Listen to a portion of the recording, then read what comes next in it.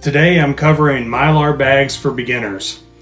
And in this session, I'm going to talk about what are Mylar bags, what products are best for Mylar bags, and then I'm going to demonstrate the process for packaging food in Mylar bags. So if you've never done this before, after this session today, you'll know how to get up and get started doing this on your own.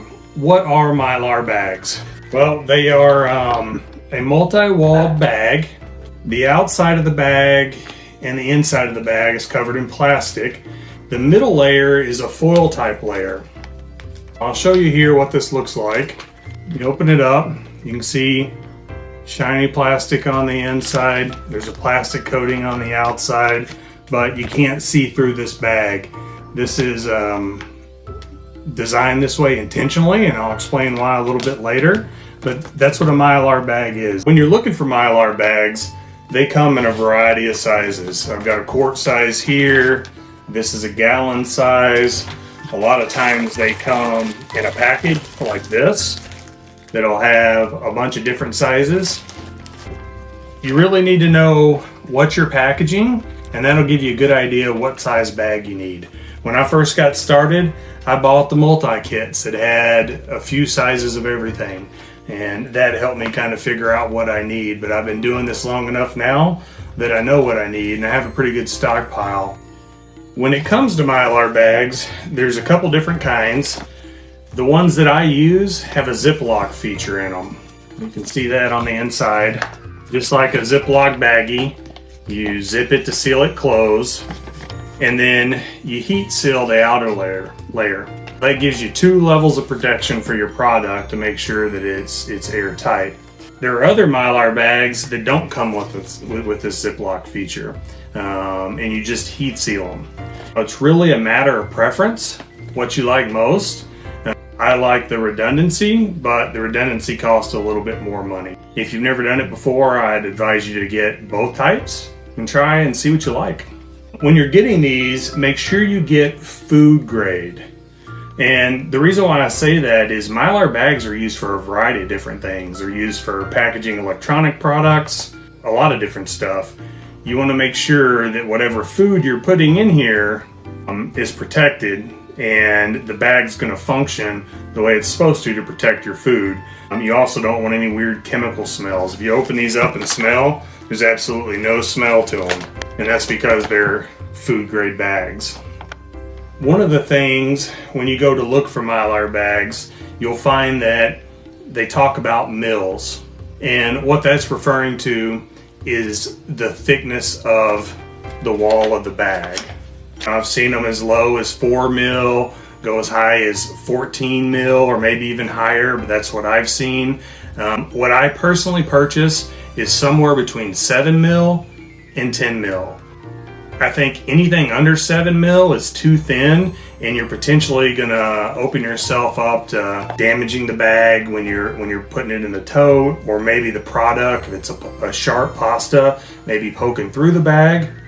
If you go over 10 mil, then that can be overkill. And the higher the mil, the higher the cost of the Mylar bag, and you don't want to spend any more money than necessary. I would do between 7 and 10 mil. Now I showed this earlier, but when you're out there buying these, you can find a lot of them that come with kits. You can get the bags all by themselves, but when you buy a kit like this one here, it comes with 120 bags, a variety of different sizes. There's 4 different sizes. There's 1 gallon, 2 quart, 1 quart, and half pint. It comes with the exact number of oxygen absorbers. So 120 bags, 120 oxygen absorbers. That can be a little misleading. We'll talk about that in a minute. And it also comes with labels. Labels are important because you need to know what's in the bag. Once it's sealed up, you can't tell what's in there really. This is a complete kit. If you're doing this for the first time, I'd advise to go with something like that, and you can figure out the sizes and everything else that you need. The trick with the oxygen absorber, and I learned this the hard way, hopefully this helps you as you start packaging your own materials, it's just not 1 oxygen absorber per bag. It depends on the size of the bag. With this bag of oxygen absorbers, there's a little key on the front that tells you how many you need for the size of the bag. These are 100 cc oxygen absorbers, and if you're going to use a pint, you need 1 of them. If you're going to use a quart bag, you need 3 of them. If you're going to use a gallon bag, you need 5.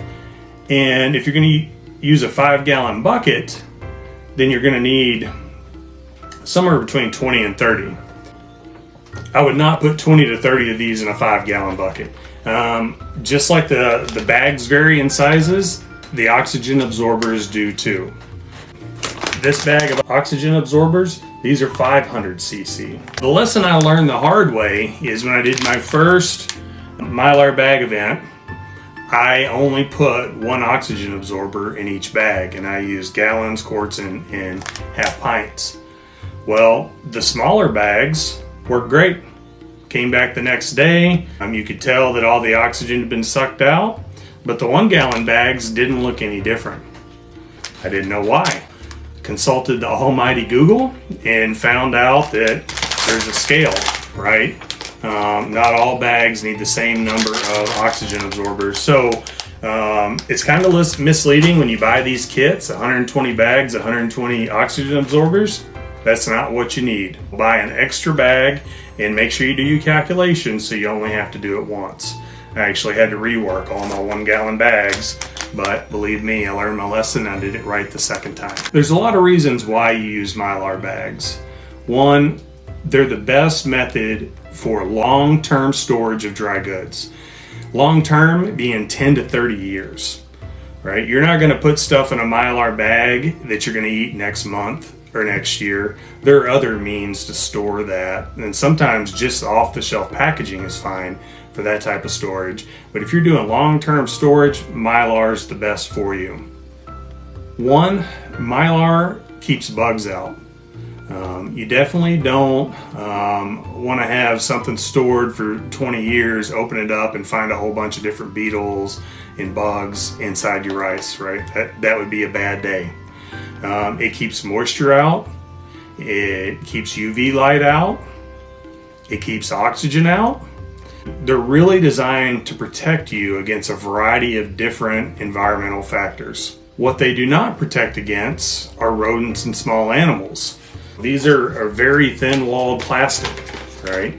A mouse can chew through this easily. And there's a solution for that. I'll tell you towards the end when we cover how the whole process. I'll tell you what to do there. But that's the reason why people use Mylar. Best for long-term storage, really protects your food, but there are additional steps. It doesn't protect against rodents. So the next topic that I want to cover is what products are best for Mylar bags. And you can put a lot of things in Mylar. It just has to be a dry good. You don't want to put something moist in there and then seal it up. That's going to lead to mold and it's going to cause all kinds of problems. Some of the things you can put in there are like dried split peas or dried beans, white rice.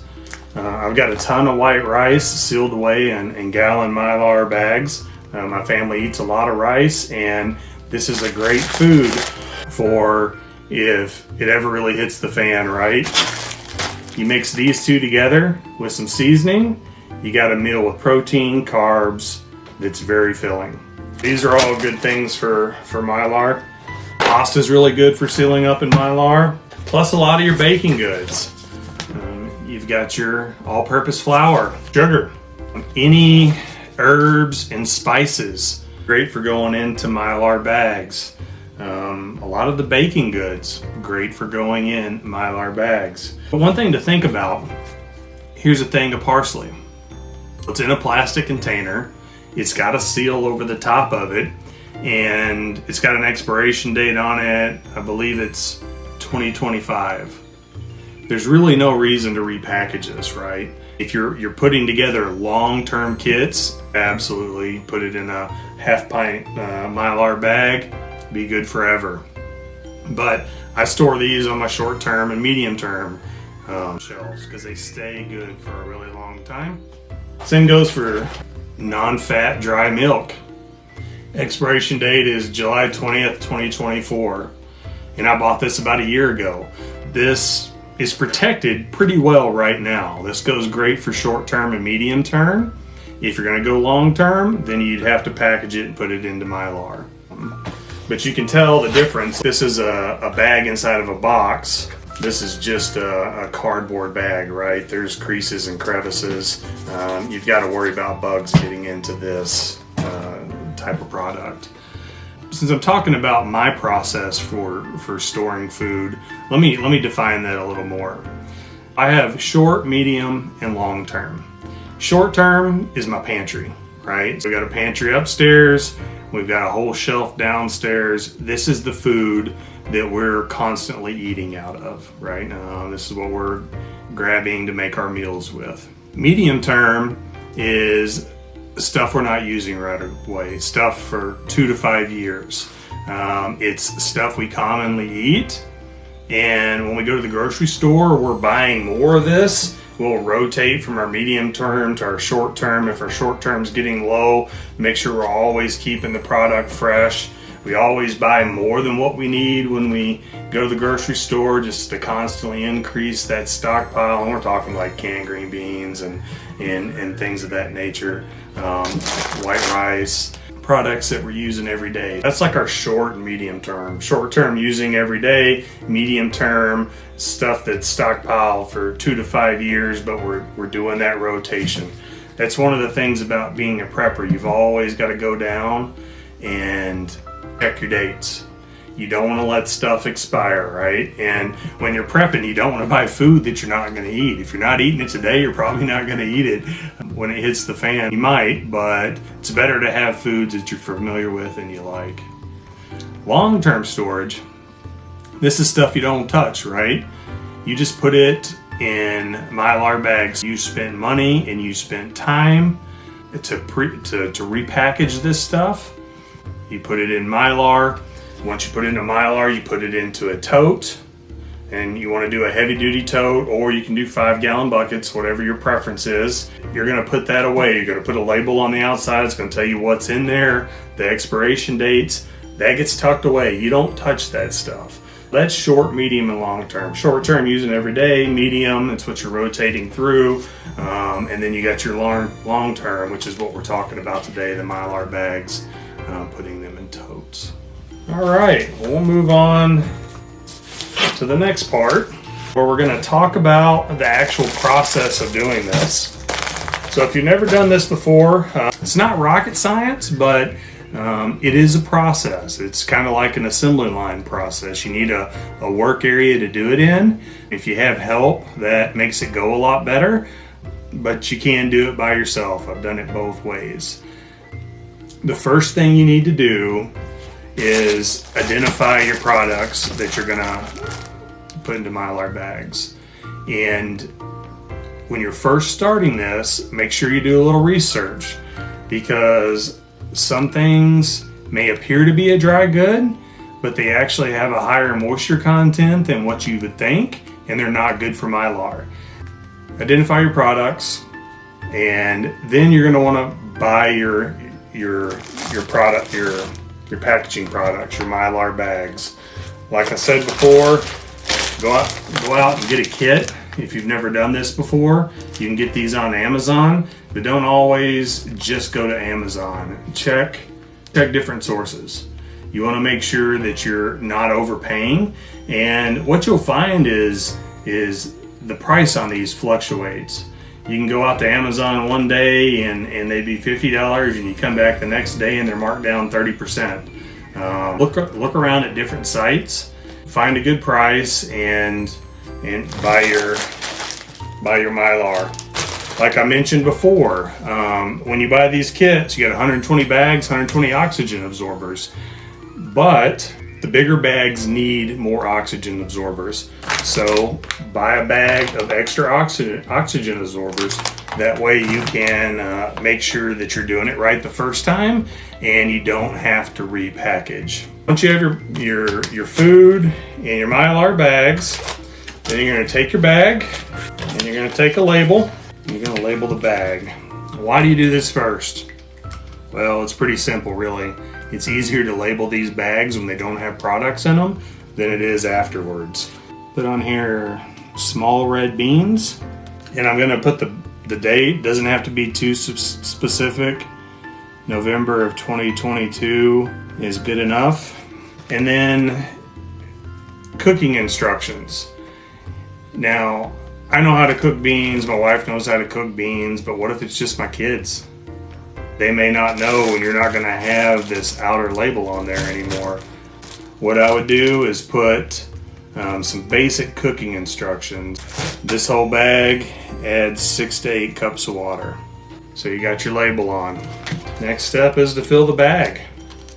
You want to make sure your hands are clean when you're doing this. You don't want to introduce any type of bacteria into the bag. You also want to make sure your work surface is cleaned and sanitized because you are packaging food. You're going to fill the bag up, and you want to fill it up to no more than 1 inch from where you're going to seal it, right? You got to have a little bit of room to flatten this out and make sure you get a good seal on it. Next, you're going to partially seal the bag. Now, why do you do that? Well, the reason is, there's 2 reasons. One, if it falls over, all your product's not going to come rushing out. Now, that's something I learned the hard way, learned from my mistakes.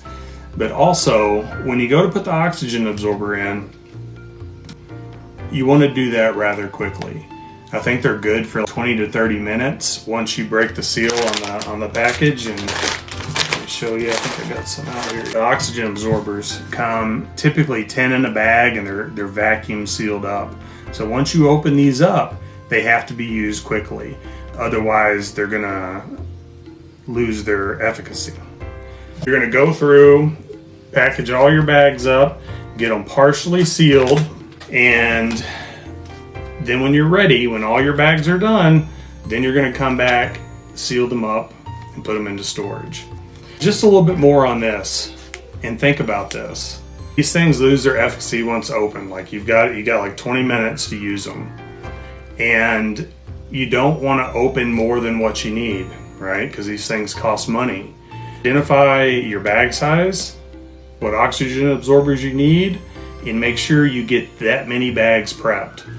If there's 10 of these and 1 goes in each bag, then I'm gonna get 10 bags all set up and ready to go, just like this.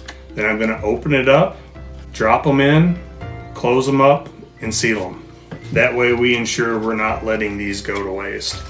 For today, because I don't have time to do the entire assembly line, I'm actually not gonna open these, but pretend that I'm ready now. I drop the oxygen absorber in, seal it up almost all the way, push the air out, but you don't have to get it all out, but just get the excess out, and lay it down. And then there's a couple different ways to seal these up. I use just a normal clothes iron. Some people use a flat iron. Some people have a heat sealer. Use what you have at home. I use this because I'm really the only one that ever irons anything, and that's very infrequent. My wife doesn't really like me using her flat iron. This is what I use, this is what I have. Turn this on high, make sure it's on a flat, hard surface, and then you're just gonna seal the portion above the zipper. You don't wanna get on the zipper, you just wanna get above the zipper, all right? And you'll flip it over, do both sides, and you set it up and off to the side. Go through and do all your bags. When you're done, set your bags on the shelf for 24 hours. The reason why you want to do that is because you want to make sure that it works, that the oxygen absorbers remove all the oxygen, and that your food is properly sealed. I told the story before about my learning on the 1 gallon bags. I came back the next day and they were still all poofy and had a lot of air in them, and I knew something was wrong. What it should look like when you're done is like this. It should be hard. There should be creases. You can almost identify what this is by looking at it. This is pinto beans. See my label? And you can see kind of, if you look close, see how it looks when you run the iron across it. It's creased, and you can see that, you know, it's sealed all the way across. This is what it's supposed to look like. You let them set for 24 hours, come back and make sure they look like this, and then you're gonna put them into your tote or your 5-gallon bucket. Make sure you label your tote and your 5-gallon bucket. Once they're in here, can't tell what they are, so they have to be labeled. Plus, you're probably gonna have stacks of totes, so you need to be able to notice from the outside what's in there. Include the expiration date of the different products. That way you can monitor it and know when to rotate it out of long-term storage into medium or short-term storage, and then replace it, right? It's all about having a process. You gotta have a process for managing this. Wish it was easier, but if you spend a few hours one day packaging up and filling up a couple totes, it's good for 10 to 30 years, right? So it's not too bad. Well, that covers what are Mylar bags, what products are best for Mylar bags, and what's the overall process for using them. Are there any questions?